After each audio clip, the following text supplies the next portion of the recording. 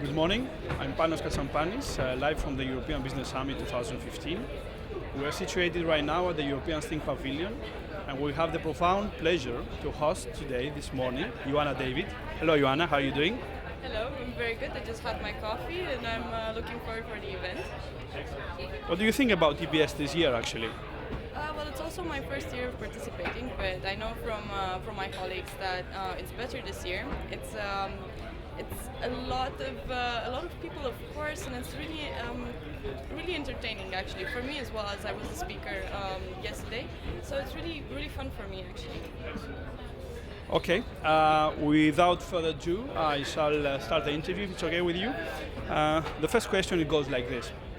Yesterday you attended the Meet the Expert session right here at EBS 2015 with the topic entrepreneurial skills. What, when and how should you develop them? Could you tell us more about how European youth can develop actually their entrepreneurial skills and how JADE is contributing to that? Yeah, for sure.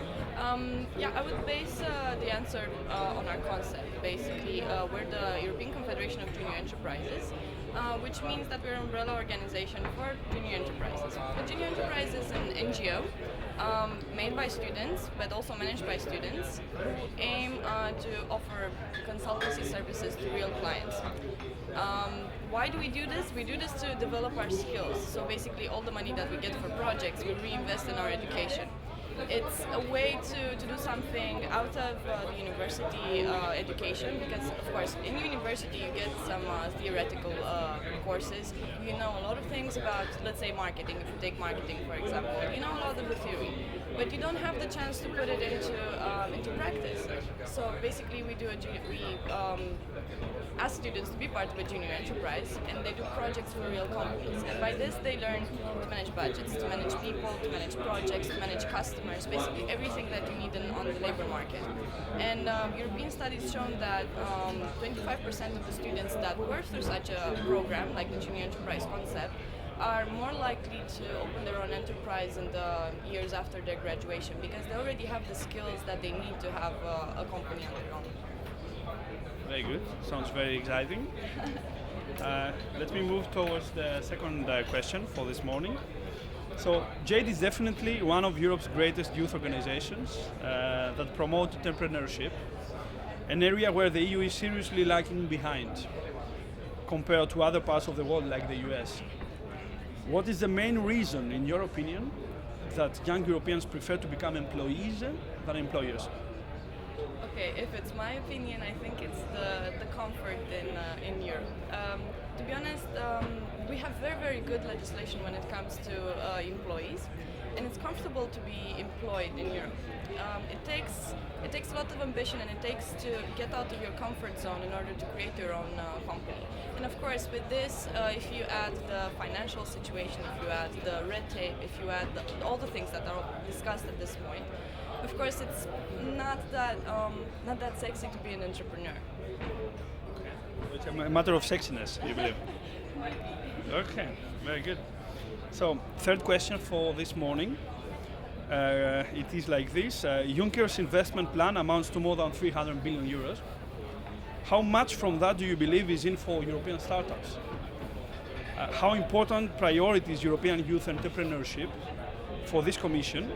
And how much investment will it really put in order to tackle all obstacles that prevent a young man or a woman from original innovation? Would it be enough, you think, this investment and efforts that have been put from the EU? Whether it would be enough or not, I couldn't really say, because we have to see how the program will take place and how it will actually happen. Of course, I think that it's very good that they're investing so much in the entrepreneurial sector. However, we should be careful in what we invest in, because from a lot of point of views, I see a lack of interest in students, for example, not the ones in my organization, of course, but a lack of interest in my colleagues, for example, from university to become entrepreneurs. I think one of the first things would be informing them, and yeah, of course, the access for funding would follow afterwards. That's very good. I continue with the next question. I put a little bit of personal experience from the Brussels bubble, if I might. I have been personally following youth entrepreneurship debates in Brussels organized by JADE or other organizations for quite some time. What I interestingly observe is that most entrepreneurship evangelists from the EU institutions that take the microphone had never started up one single business in their lives. On the contrary, they enjoy a privileged life, like you discussed before about comfort zone, that a Eurocrat or an upper class bureaucrat is having here in Brussels. Do you think that we need more entrepreneurs in the EU institutions? And further, do you think that true young entrepreneurs should really finally take the microphone? Yes, I think so. I had the same experience, to be honest. I've been in let's say, rooms where people over 50 were deciding on youth plans, which is pretty ironic if you think about it. Yes, I think entrepreneurs should be listened to. I think in one way it's very good that they have the experienced people who are already taking the microphone, have certain experience, and it's very good that they're there. However, they should listen more to the entrepreneurs, and they should listen to the needs that are actually at the basis, the cornerstone. Because of course we can solve very big issues, but at the same time there are some things that if you listen to them, you see that the perspective might change a bit. So I think yes, they should grab the microphone, they should make themselves listened to, but of course I see the role of the Eurocrats and bureaucrats as well, taking the microphone. Yes, for sure. Okay. Very well.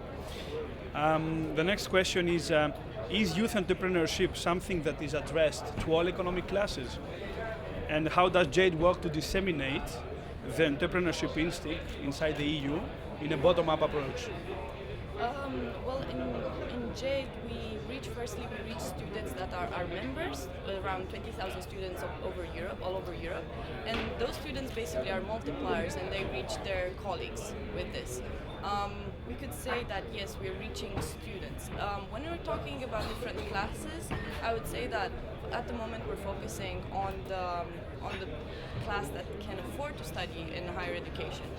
But we do have plans to combine our efforts with different other organizations in order to combine our processes and make it happen for all classes and for all categories, social categories. What kind of plans is there? Can you tell us some more details about this? Yes, we're planning, not many details, but we're planning to group with other organizations, student organizations, some that collaborate with high school, some that collaborate with after university young people who want to open a new company. At the moment I can't really say more, but it's in negotiations, so we'll see. Good luck with that. And I continue with the next question, if only I can turn the page. So I had the pleasure to attend the JADE Spring Meeting last March in Brussels, as we are also official media sponsor of that, a very good event. Right at the end of the sessions, I remember an interesting live vote that you organized among the almost 300 young entrepreneurs participating. I remember that 80% of them voted that the EU is not helping them to grow their entrepreneurial ideas with funding. So I was wondering if the young entrepreneurs of Europe admit and believe that the EU is doing nothing about European young startups, then what will the average European youth think about it? I think it's not a matter of doing nothing. I think there are two challenges here. First is the challenge of being informed, because I think that there should be more communication towards the youth. And the second challenge, I think, it's answering the right questions. I think a very important thing is that they don't believe that Europe is doing nothing, but they want to see more. It's the expectations. You expect from such a great institution to create great things for you, of course. So yes, a lot of them said that European entrepreneurial ecosystem doesn't help youth to create new jobs, so doesn't help them to create their own companies. Almost all of them, maybe, because we also had partners there that maybe voted the other 20%. Yes. Yeah. So yeah, I think they need something more. I think they need to see that we're supporting them, and this is also what JADE is here for, to support them in Brussels. Okay, that's ambitious, yes.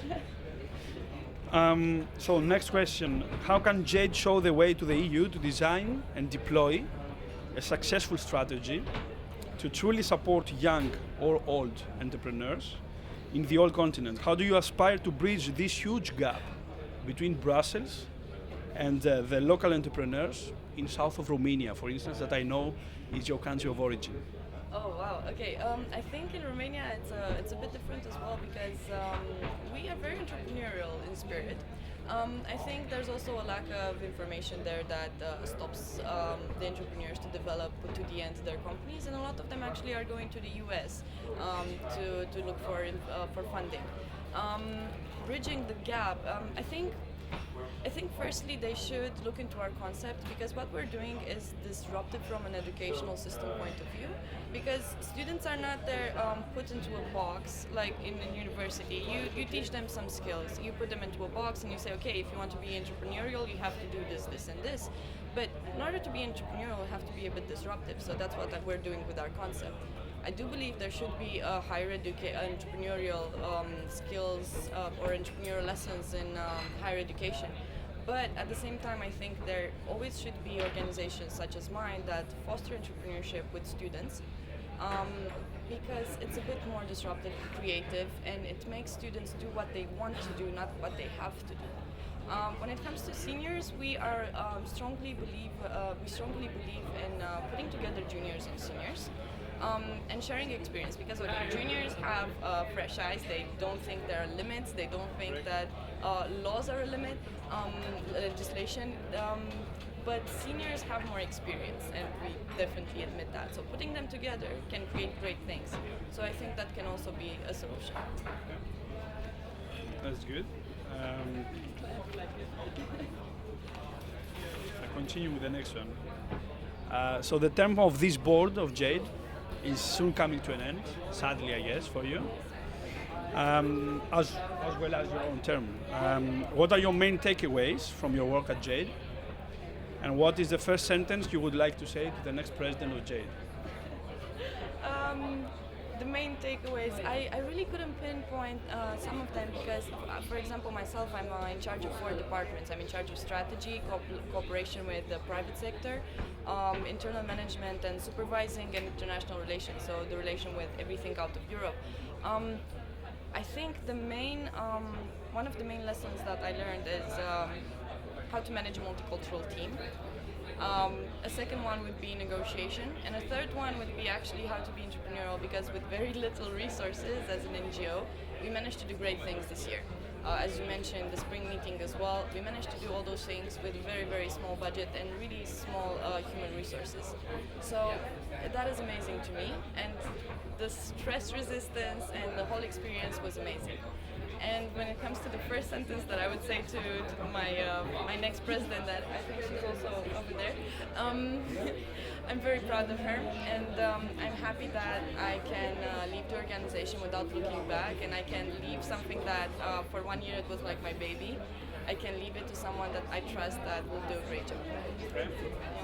Is the new board, the new president of JADE, Romanian also? She's Italian. Her name is Daniela Runchi. It's not official yet. It will be in 2 weeks. But we welcome her, and we really believe that her team will do a great job. Okay. So that's very good. And last question for today. We all know about another big congress that you organize. It's called JADE Summer Meeting in Portugal. And we are going to be also media partner there. How do you plan to consolidate European young entrepreneurs in Coimbra this year, right at the heart of the Portuguese summer? It will definitely be a challenge, but I think one thing that is on our side is the vacation, the holidays, because a lot of students will be able to attend the event. Secondly, Portugal has been rising very, very fast when it comes to entrepreneurial, to hubs, to incubators. It's amazing. They're very motivated there, and I think that the European students could learn a lot from the Portuguese students from that point of view. how do we want to motivate them? Well, with the speakers that we will have, with the partners that we will have, and of course with the workshop givers, because the event is basically, it's based on three things: on conferences, on workshops, and on networking, sharing experience. And okay, in networking there can be different types of, different forms of networking: gala dinners, cocktails, nights out. So it's a full experience. Okay. And what is your main aspiration for European Business Summit 2016? What would you hope for next year in the future of this great summit for Brussels? Aspiration for JADE would be to be speaker, not only meet the experts, but to be speaker in one of the sessions, one of the big sessions. And my personal aspiration is to be able to come year after year here, because I think it's an awesome thing what they're doing, and they're offering a very good platform for networking and for developing entrepreneurship. So Ioana, thank you very much for this extensive, comprehensive, I hope, interview. So thank you all. Panos Katsampanis from the European Sting, live from Brussels. Thank you.